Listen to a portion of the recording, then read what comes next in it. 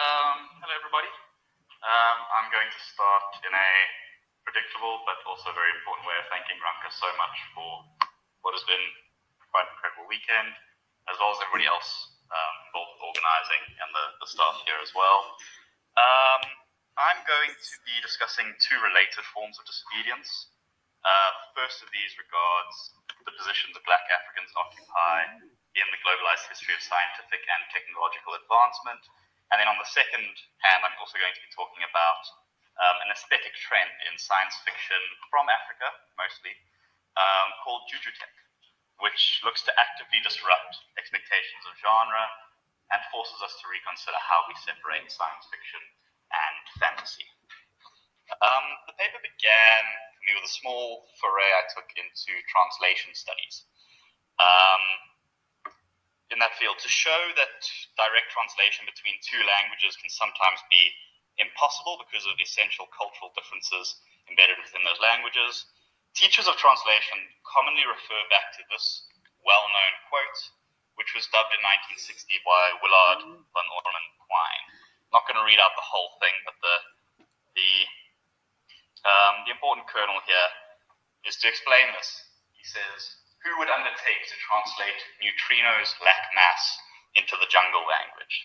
And the continued use of today of this quote for me, the fact that this is continually used as an example in teaching translation studies, shows that those who don't speak the major European and Asian languages, so aka the global south, are generally expected to have no productive role in STEM beyond being consumers, and certainly not to have had a role historically. And this is a global attitude that infiltrates mass media too. In June 2020, Matt Brady, who's a science writer, wrote this article where he basically went on the internet and searched for a bunch of those internet list features of the top 10 scientists in film, or your favorite TV doctors, or the best inventors from your favorite films. You know, the sort of list you see on Rotten Tomatoes and BuzzFeed and those sorts of things. And he consciously looked for Black representation within these lists. And what he found, it was on average less than 10% of the people on these lists were Black, or the characters on these lists. Far fewer were Black women, and hardly any were Black Africans. In fact, on several of the lists, Black characters were outnumbered by puppets. On this slide, I show you a few examples of the Black inventors, scientists, and doctors that did appear frequently on these lists, as well as a few that I've added as well. You might recognize a few. And you might also have noticed recently that they're becoming more common in mass media. I think the best example of that on the bottom right would be Shuri in the Marvel Cinematic Universe. So the slowly increasing presence of Black characters in STEM roles has also coincided in recent years with growing historical revelation of work done in STEM fields by Black folk throughout history, which has often been undermined or forgotten or erased. And a good example of this, or at least a well-known example of this, is the 2016 film Hidden Figures, which was about some Black female mathematicians who worked at NASA during the space race and sort of got forgotten in that history. I think it's a good example of that revival or that re-recognition of a historical contribution by Black folk in STEM that has been undermined for some time. This contemporary reassessment of the role of Black folk in STEM fields brings me to the short story that I'm going to be discussing with you today, which is Ekari Mbvundula's story, Montague's Last. It was first published in Ominana in 2015, and then later in the international magazine Strange Horizons. And I'm going to give you a quick synopsis of the novel just to kick things off. I'll keep up to that. The protagonist, Montague, is an enslaved Black African inventor who has been imprisoned for torturing children with his machines by order of his slave master. I think a slave master has to pay a small fine and he gets imprisoned. Classic.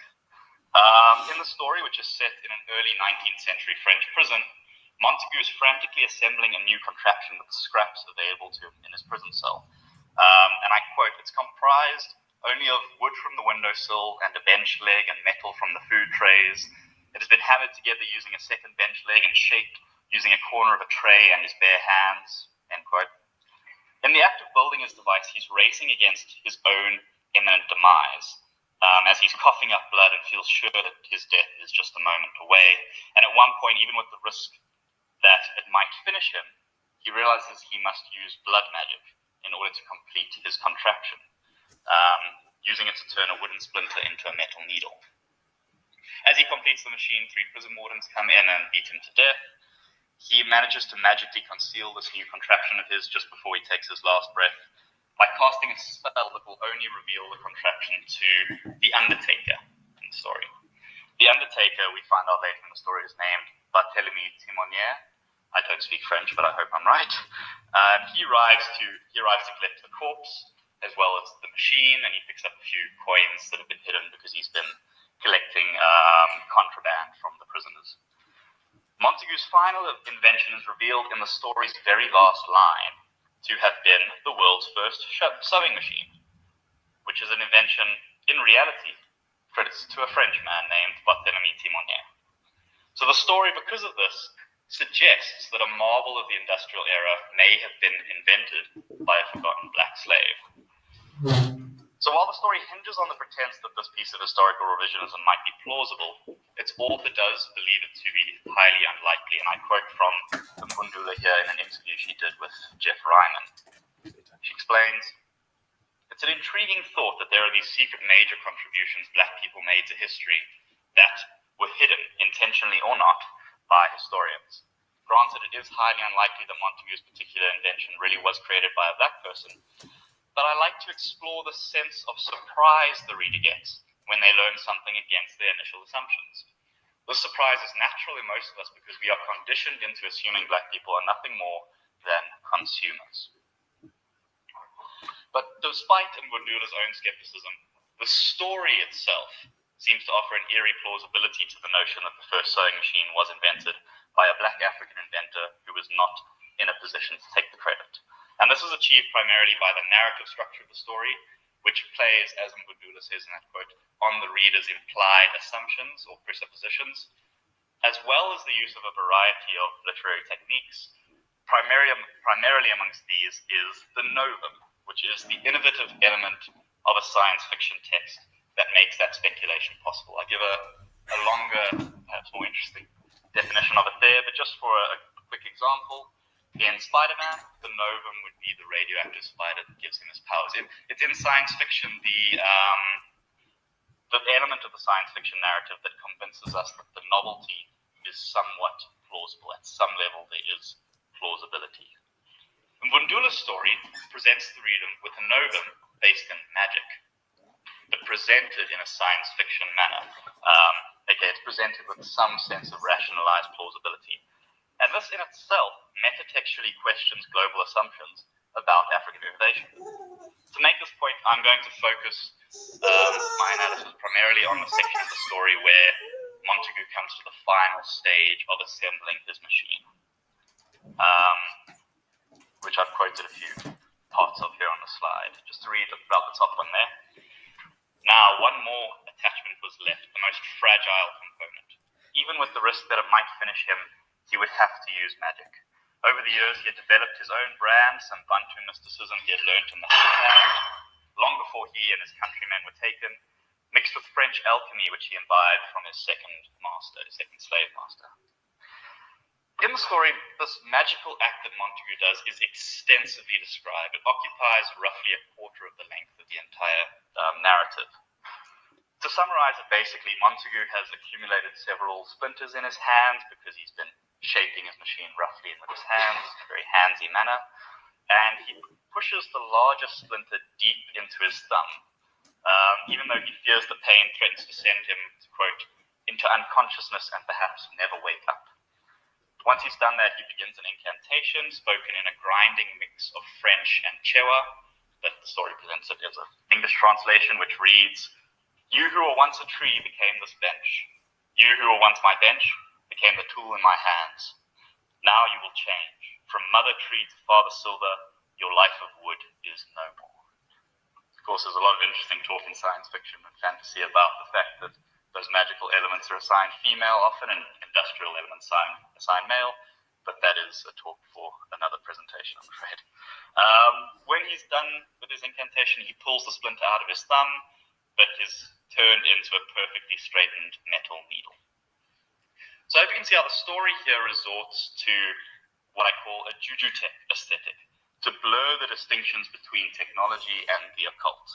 By Jujutech, I mean a blurring of that division between juju and technology, or between magic and science, which inherently suggests that the epistemological divide between these apparent binaries is unfounded. So Jujutech was first coined by Ian MacDonald, but he was using it to describe parts of the stories where magic and science were incongruent, and that was interesting. I'm suggesting rather that the use of Jujutech aesthetics often suggests that those two epistemologies, or those two ways of seeing the world, are actually inseparable to some extent, at least from the perspective of the narrative. This differs, for example, from magical realism, because in that genre, the magical occurrence is deliberately incongruent with the realist ontology that functions in the narrative, and so can exist only for the skeptic at the level of allegory, not as real realism. The difference with these science fiction texts incorporating their Jujubase Novum, or the Jujutech texts, is that the texts subjunctively suggest that the plausibility of Juju occurrence even to the rationalist or to the skeptic. The impossible thing that is made plausible by the narrative of the story propelled by a Jujubase Novum is very often Juju itself. How is this plausibility achieved in this narrative that we're talking about, in Montague's Loss? It is in the narrative strategically gradual release of information. So for one thing, Barthélemy Timonier's name is withheld for most of the story in a way that adds a weighty intrigue to the man's identity. Also, interestingly, it's never mentioned in the story that Barthélemy Timonier is a real person who invented the sewing machine. That element of this tale relies on outside knowledge of industrial invention. So, for example, when Montague is casting a spell that's going to conceal a machine from Timonier, he hurriedly whispers the concealing spell. You who are manifested from my mind shall be revealed to no one else but one. And then it just says, then he spoke the man's name. That name is never released until later on in the story. Even when Timonier enters the scene, he's described as the Undertaker, or a large-robed man, or the mysterious figure. His name is only released right at the end. And the same goes for the invention itself. Throughout the text, Montague's machine is referred to as his creation or his work, his invention, the machine, or just more often than not, it.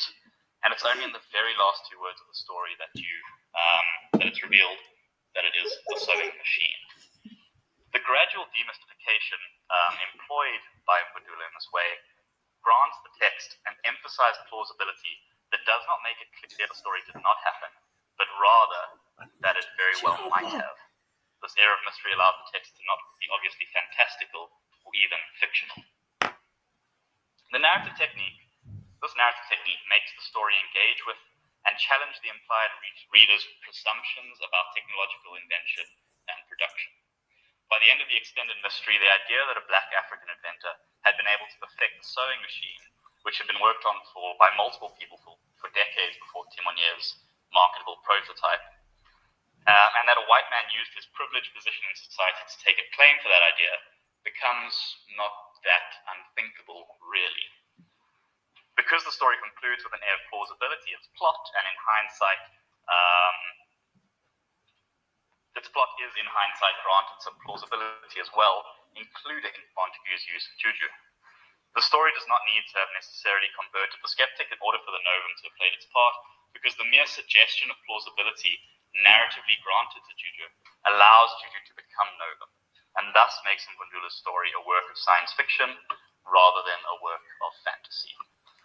The reason I've spent today focused on this text is that it's a good example of how African science fiction texts that speculate from a Juju-based novum do so by using the aesthetic and narrative norms of science fiction to establish the text as both plausible and fictional.